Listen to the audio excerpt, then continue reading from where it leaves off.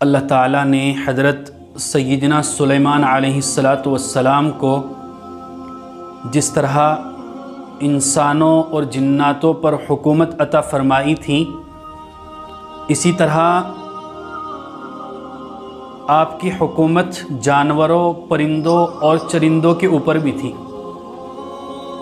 حتیٰ کہ اللہ تعالیٰ نے آپ کو یہ بھی صلاحیت عطا فرمائی تھی کہ آپ جانوروں سے بات چیت بھی کر لیا کرتے تھے اور ان کی بولیاں بھی سمجھ لیا کرتے تھے۔ اللہ تعالیٰ نے ایک واقعہ اسی طرح کا قرآن کریم میں سورۃ النمل میں بیان فرمایا ہے کہ ایک دفعہ حضرت سیدنا سلیمان علیہ السلام اپنے لشکر کے ساتھ ایک ایسے میدان میں گزرے، یعنی آپ کا گزر ایسے میدان پر ہوا کہ جہاں چیونٹیوں کی بڑی بھاری بستی رہتی تھی۔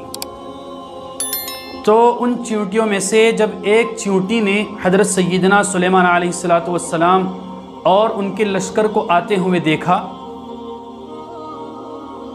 تو اس نے کہا، یعنی اپنی پوری بستی سے اور اپنی قوم کی جو چیونٹیاں تھیں ان سے کہا، یا ایھا النمل ادخلوا مساکنکم، اے چیونٹیوں تم سب اپنے اپنے گھروں کے اندر، اپنے اپنے بلوں کے اندر داخل ہو جاؤ، لا یحطمنکم سلیمان وجنودہ وہم لا یشعرون، کہ کہیں ایسا نہ ہو کہ سلیمان علیہ السلام اور ان کا لشکر تمہیں پیس ڈالے اور انہیں خبر بھی نہ ہو۔ تو حضرت سیدنا سلیمان علیہ السلام نے چیونٹی کی جب یہ بات سنی تو آپ کو ہنسی آ گئی، فتبسم ضاحکا من قولہا، آپ مسکرانے لگے۔ تو اللہ تعالیٰ نے چیونٹی کا یہ واقعہ قرآن کریم میں بیان فرمایا۔ اس واقعے کے اندر اہل ایمان کے لیے اور اللہ تعالیٰ کو خوش کرنے والوں کے لیے کئی نصیحتیں ہیں اور کئی سارے سبق ہمیں اس واقعے سے ملتے ہیں۔ سب سے پہلا سبق تو ہمیں اس واقعے سے یہ ملتا ہے کہ آج مسلمانوں کے اوپر اگر کوئی پریشانی آئے، تکلیف آئے، کوئی مصیبت آئے تو کسی بھی مسلمان کو صرف اپنی جان بچانے کی فکر نہیں ہونی چاہیے، بلکہ اپنی پوری قوم و ملت کو اس آنے والی مصیبت سے بچانے کی فکر کرنی چاہیے اور اپنی پوری قوم و ملت کی خیر خواہی کرنی چاہیے۔ دیکھو اس واقعے کے اندر اس چیونٹی نے ایسا نہیں کیا کہ خود بھاگ کر اپنے بل میں گھس جائے اور اپنی جان بچا لے یا کہیں اور پر چلی جائے، بلکہ اس چیونٹی نے اپنی پوری قوم کو آگاہ کیا اور اپنی پوری قوم سے کہا کہ تم جو ہے گھروں کے اندر گھس جاؤ، حضرت سلیمان علیہ السلام کا لشکر آ رہا ہے، جس کی وجہ سے اللہ تعالیٰ کو اس کی یہ ادا اور یہ تدبیر اتنی پسند آئی کہ اللہ تعالیٰ نے اس چیونٹی کا واقعہ قرآن کریم کے اندر نقل کر دیا، اور صرف نقل نہیں کیا بلکہ قرآن کریم کی ایک سورت کا نام بھی سورۃ النمل رکھ دیا۔ تو اگر ایک چیونٹی کا اپنی قوم کی خیر خواہی کرنا اور اپنی قوم و ملت کی فکر کرنا اور اپنی قوم کے ساتھ خیر خواہانہ برتاؤ کرنے کی وجہ سے یہ مرتبہ مل سکتا ہے، تو ہم تو انسان ہیں، ہم اشرف المخلوقات ہیں۔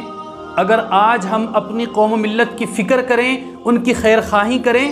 تو پھر سوچیں ہمیں کیا کچھ اللہ تبارک و تعالیٰ کی طرف سے مراتب ملیں گے۔ اور دوسری اہم نصیحت ہمیں اس واقعے سے یہ ملتی ہے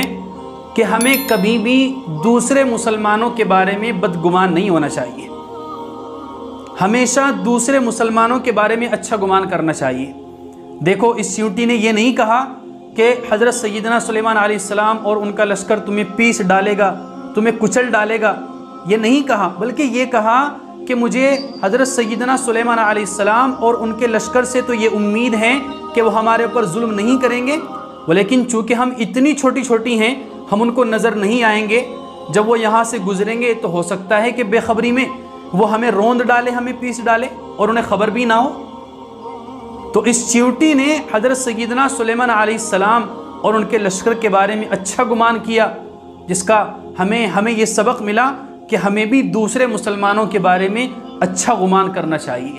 دوسرے مسلمانوں کے بارے میں اچھا سوچنا چاہیے۔ کبھی بھی کسی مسلمان کے بارے میں بدگمانی اپنے دل کے اندر پیدا نہیں کرنی چاہیے۔ قرآن کریم میں اللہ تعالیٰ نے ارشاد فرمایا ہے کہ بعض گمان ایسے ہوتے ہیں جو گناہ ہوتے ہیں، ہمیں ان برے گمانوں سے بچنا چاہیے۔ تو ہمیں اس واقعے سے یہ دو اہم سبق ملتے ہیں کہ ہمیشہ اپنی پوری قوم و ملت کی فکر کرنی چاہیے، ہمیشہ اپنی پوری قوم کی خیر خواہی کرنی چاہیے، اور دوسرے یہ کہ کبھی بھی دوسروں کے بارے میں بدگمانی پیدا نہیں کرنی چاہیے، بلکہ ہمیشہ دوسروں کے بارے میں حسن ظن رکھنا چاہیے۔